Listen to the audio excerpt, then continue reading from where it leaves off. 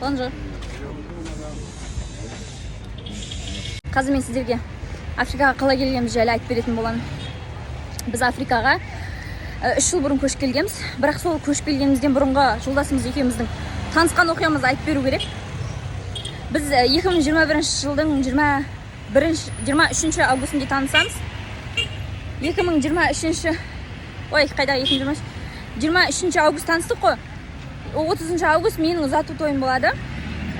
Яғни біз екеуміз бір аптада үйленіп кетеміз. Ал оның алдында менің жолдасым Камерунда жұмыс істеп жүреді. Ал Камерунға менің ағам оны жұмысқа шақыртады. Менің ағам қазір өзі Индияда, бірақ сол Индиядан бұрын осы Орта Африка елінде, дәл осы қалада жұмыс істеп жүрген болатын. Одан кейін жолдасым Камеруннан осы Орта Африкаға көшетін болып үйленеді. Яғни маған үйленеді, сосын екеуміз көшіп келеміз. Сондай. Bonjour. Ыстығына өте ыстық. Қазір біз дүкенге бара жатырмыз. Осылай 3 жыл өмір сүріп келеміз. Тағы қандай қызықтар айтсам болады. Одан кейін біздің қызымыз туылады. Қызымызды Қазақстанда босандық. Сосын осы жақта өсіп келе жатыр. Бұл жердің тілі француз тілі. Яғни бұл жер француздардың отаны болған бұрында. Екінші тілі француз тілі ғой негізінде. Біздегі Қазақстандағы орыс тілі секілді. Сол француз тілін келген соң үйрендік. Мен онша қатты үйренбедім, бірақ жолдасым Камерунда үйренді. Камерунда коронавирусқа жаттыңыз, сіз еще, иә? Камерунда коронавирус болып қалды, сол кезде француз тілін әбден үйреніп. Бірақ в целом Африкада коронавирусты қатты ұстанғанда жоқ. Бәрі маскасыз жүре береді. Сондай. Ешкімде ауырғанда жоқ былайша айтқан кезде.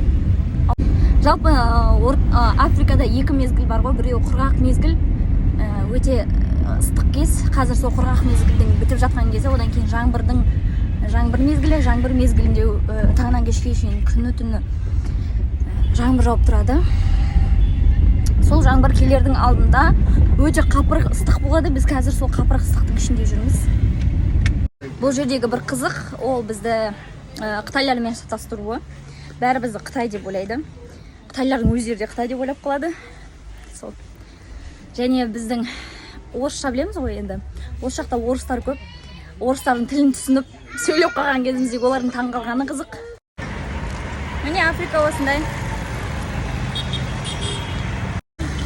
Қазір мен басқа бір дүкенге келе жатырмын.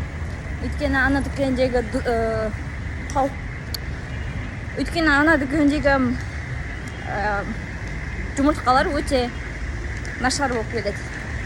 Шіріп кеткен болып шығады, сол үшін басқа дүкеннен аламыз. Раян деген. Раян.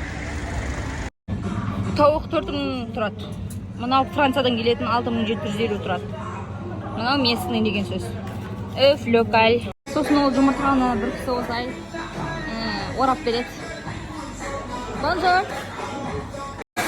Осылай нан аламыз. 5. Бұл дүкендердің бәрі негізі арабтардың бизнесі. Арабтар Африканы жаулап алған. Өлеңдер не істасты ма?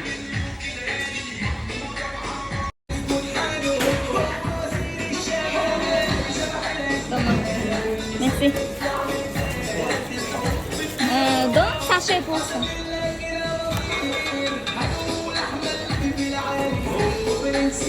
Қазір барып папайя мен авокадо ала салайын деп тұрмын. Олар мына жерде сатады.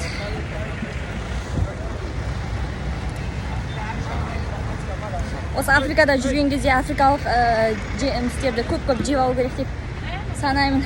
Месси, но ашетілава. Адамдар шақырып жатыр, менен ал деп ше. Орыстар. Bonjour. Ici, il y en a papaye. Papaye. C'est petit papaye. Avocat. Мне на жерде. Bonjour. Ça c'est mangue, bon? Papaya. 3 c'est 1000 francs. Donne-moi les avocats ici. Мне папайя салып жатыр. C'est comme Marie. Quoi? Marie?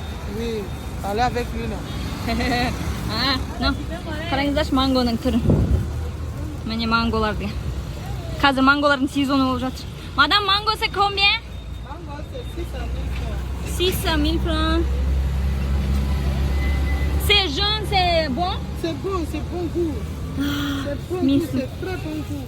Ça c'est bon aussi? Ouais, là c'est aussi c'est déjà mieux. Non, lime. Citron? Là c'est citron, limon. Là Limon. c'est orange, concombre. ou bien Kokos.